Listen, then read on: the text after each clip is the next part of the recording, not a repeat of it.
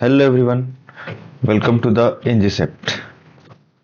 आज के इस लेक्चर में हम लोग मैकेनिकल के थर्मोडायनेमिक्स का इंट्रोडक्शन या फिर सिलेबस देखने वाले हैं।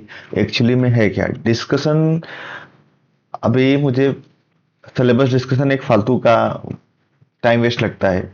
इसके लिए मैं सिर्फ सिलेबस आपको दिखा देता हूँ। फिर जब भी हम लोग नेक्स्ट वीडियोस में आएंगे तभी मैं सिलेबस डिस्कशन के साथ साथ जितना मैं आपको पढ़ाऊंगा उसका डिस्कस भी करूंगा, और उसमें कितना पढ़ेंगे वो वीडियो में मैं उसको अच्छे से डिटेल से पढ़ाऊंगा। तो ये मुझे फालतू का टाइम लगता है।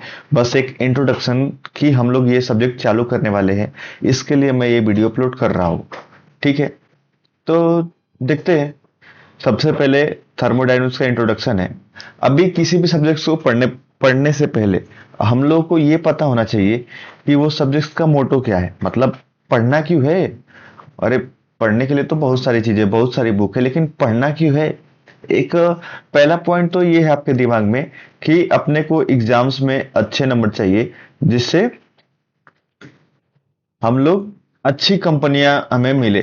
ठीक है, या फिर अगर हम लोग अच्छे से पढ़ेंगे तो सरकारी नौकरी मिलेगा, है ना। लेकिन दूसरा क्या है, अगर आपकी सपोज दैट जॉब लग गई, सरकारी या प्राइवेट जो भी लगी, है ना, तो उसमें कुछ प्रॉब्लम आई ये टॉपिक से रिलेटेड, हम लोग सिर्फ उसके लिए पढ़ रहे हैं, ये एक मोटिव है ना। लेकिन दूसरा मोटिव अच्छा पैसा कमाना भी। और इंजीनियरिंग में हम लोग पहले जितना पैसा खर्चा करते हैं या फिर जो भी करते हैं, अंत में अपना मोटो सिर्फ मनी होता है ना, सिर्फ पैसा कमाना। और मैं ये वो बेट लगा सकता हूँ कि आप में से जितने भी लोग वीडियो देख रहे हैं, सबका मोटो यही है, अच्छा पैसा कमाना। इसके लिए हम पढ़ेंगे, करेंगे, जो भी करना है करेंगे। लेकिन अभी इसमें से एक कैटेगरी के लोग ऐसे भी आते हैं जिनका मोटो होता है कि हम कुछ करें, कुछ नया इनोवेशन करें। तो उनके लिए भी ये सब्जेक्ट है, जो पैसे कमाना चाहते हैं उनके लिए भी ये सब्जेक्ट है, और एग्जाम्स के लिए सब्जेक्ट है। तो ये तीन पॉइंट से बहुत ही इंपॉर्टेंट सब्जेक्ट्स है।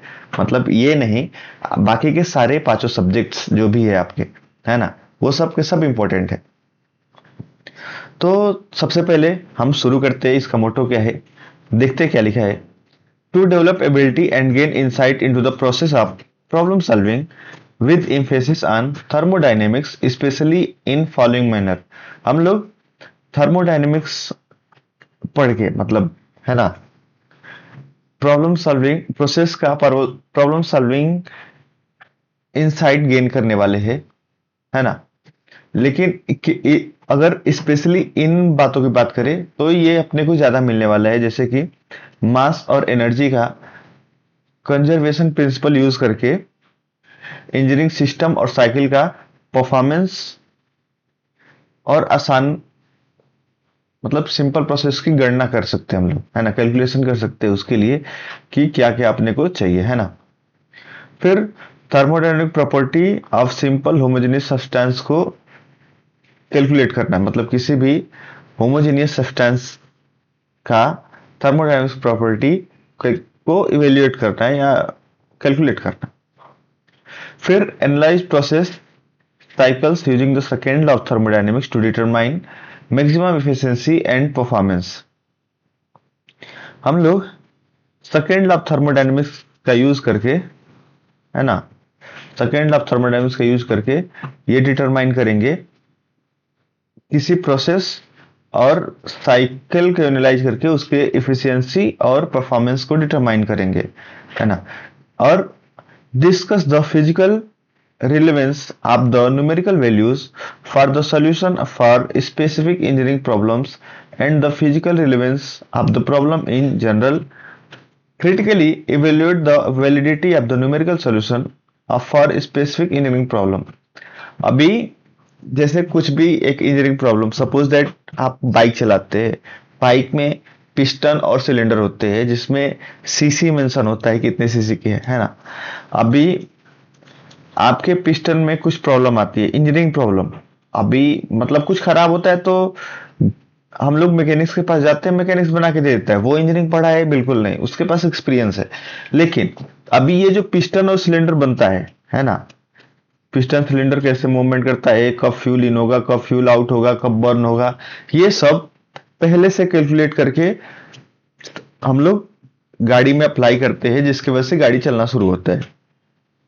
तो उसके लिए हमें बहुत सारे इंजीनियरिंग प्रॉब्लम्स और उसके न्यूमेरिकल सॉल्यूशंस, मतलब कि अभी कैलकुलेट करके हम लोग निकालेंगे कि ये सपोज दैट 2 सेकेंड में अपना एक साइकिल पूरा कर लेगा। अभी उसके लिए अपने को क्या चाहिए, कितना फोर्स चाहिए, कितने फोर्स से बर्न करना होगा, कितनी स्पीड से वो फ्यूल इन होगा, ये सब के लिए एक न्यूमेरिकल शीट बनती होगी। उसके बाद हम लोग आगे डिजाइन करते हैं। ठीक है, तो ये सब करने के लिए थोड़ा सा अपने को मिलेगा। फिर इसके आउटकम्स क्या होने वाले, पढ़ने के बाद फायदा क्या होने वाला है, इसके कंप्लीट होने के बाद आप लोग थर्मोडायनेमिक प्रॉपर्टीज के टेबल में वैल्यू फाउंड कर सकते हैं, है ना। मोलियर चार्ट हुआ, और टेबल है स्टीम टेबल उसमें से। ठीक है, थर्मोडायनेमिक्स प्रोसेस को pressure temperature, pressure value volume and temperature volume diagram पे आप ड्रॉ कर सकते हैं। थर्मोडायनेमिक्स प्रोसेस जैसे कि एडियाबेटिक हुआ, कांस्टेंट प्रेशर हुआ, ऐसे तो आप हर एक ग्राफ पे जनरेट कर सकते हैं। जैसे प्रेशर और टेम्परेचर की बात करें तो अगर आप एडियाबेटिक प्रोसेस की बात कर रहे हैं तो अब जैसे प्रेशर बढ़ाएंगे वैसे टेम्परेचर बढ़ेगा, क्योंकि हम लोग उधर से हीट रिलीज नहीं हो रहा है, तो सिस्टम का टेम्परेचर बढ़ेगा, है ना। फिर हम लोग कंप्रेसिबिलिटी चार्ट्स का यूज करना सीखेंगे। कैलकुलेट एक्सपांशन और compression work in a close system. एक क्लोज सिस्टम में एक्सपांशन वर्क कितना हो रहा है, कंप्रेशन में वर्क कितना करना पड़ रहा है, ये भी कैलकुलेट करेंगे। जैसे अभी पिस्टन और सिलेंडर का बताया मैंने कि जब भी कंप्रेस होता है तो हम लोग उस पे कार्य करते हैं, लेकिन जब भी वो एक्सपांड होता है तो वो अपने को कार्य करके देता है। ठीक है, फिर use conservation of mass to determine the change in mass of a system. एक सिस्टम के टोटल सिस्टम के मास में कितना चेंज हो रहा है, हम लोग मास ऑफ कंजर्वेशन का यूज करके कैलकुलेट करेंगे। अब बात करते हैं सिलेबस की। सिलेबस में हम लोग पढ़ेंगे basic concept and law of thermodynamics. Basic concept में property, equilibrium, state, process, cycle, zeroth law of thermodynamics, heat and work transfer, first law of thermodynamics, इसके वेरियस सिस्टम स्टडी फ्लो, फिर limitation क्या होता है, सेकेंड लॉ क्यों आया, और zeroth law क्यों बोलते हैं। हम लोग काउंटिंग हमेशा 1 से शुरू करते हैं, तो जीरोथ लॉ का क्या मतलब हुआ, है ना, जीरोथ क्यों हुआ, ये इस पे भी हम लोग चर्चा करेंगे, मस्त आराम से बिंदास बात करेंगे। फिर सेकेंड लॉ ऑफ थर्मोडायनेमिक्स पढ़ेंगे, heat engine, heat reservoir, refrigerator, heat pump, Carnot cycle, अपना घर का फ्रिज किस पे काम करता है ना, ये सब पढ़ने वाले हम लोग। एसी कैसे काम करता है ये भी पढ़ने वाले हैं। Statement of second law, reversible irreversible process, consequence of second law, Clausius inequality, entropy, TS diagram, available and unavailable energy, सबसे इंपॉर्टेंट टॉपिक है और सबसे मजेदार टॉपिक है। थोड़ा बोरिंग है लेकिन मजेदार है ना। फिर अवेलेबिलिटी कंसेप्ट, किस प्रकार से अवेलेबिलिटी कंसेप्ट है। फिर उसके बाद पढ़ेंगे हम लोग स्टीम के प्रॉपर्टी, जिसमें पढ़ेंगे प्योर सब्सटेंस, फेज। ये मेरे को जब भी मैंने पढ़ा था मेरे को बहुत मजा आया था पढ़ने में, आप लोग को भी मजा आएगा ये पढ़ने में, प्रॉपर्टीज ऑफ स्टीम। अभी स्टीम में आप लोग को पता है क्या, एक ऐसा टेम्परेचर होता है, ऐसा प्रेशर होता है जिसपे अपना जो वाटर है वो एक साथ 3 फेज में होता है। 3 फेज कौन से, सॉलिड, है ना, लिक्विड एंड गैस, वो तीनों फेज में एक साथ होता है। तो वो कब होता है इस पे भी हम लोग बात करेंगे आने वाले वीडियोस में, पॉइंट टू पॉइंट बात करते चलेंगे तो वो पॉइंट आएगा ही, है ना। फिर फेज ट्रांसफॉर्मेशन पढ़ेंगे, फॉर्मेशन ऑफ स्टीम पढ़ेंगे, प्रॉपर्टीज ऑफ स्टीम पढ़ेंगे, पीवीटी सरफेस क्या होता है, H S, T S, PV, P S, TV diagram. ये थर्मोडायनेमिक्स पढ़ने वाले अधिकतर स्टूडेंट्स की सबसे बड़ी कमजोरी होती है ये डायग्राम बनाना, और मैं आपको एकदम सिंपल लैंग्वेज में समझाने वाला हूँ, सिंपल भाषा में। तो अगर आप देखेंगे तो आपको एकदम स्मूथली समझ में आएगा, है ना।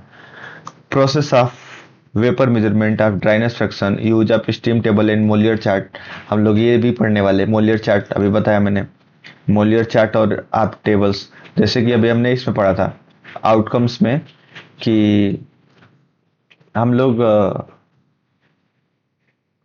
किधर गया, टेबल्स और चार्ट्स का यूज कर सकते हैं, है ना, ये आउटकम्स है। ठीक है, जो भी है, हम लोग टेबल्स और चार्ट्स का यूज कर सकते हैं। तो हम लोग इधर यूज करने का देखेंगे, इधर से वैल्यू कैसे फाइंड आउट करते हैं, क्या क्या देखना रहता है, कैसे देखना रहता है, हम लोग ये सब पे चर्चा करेंगे।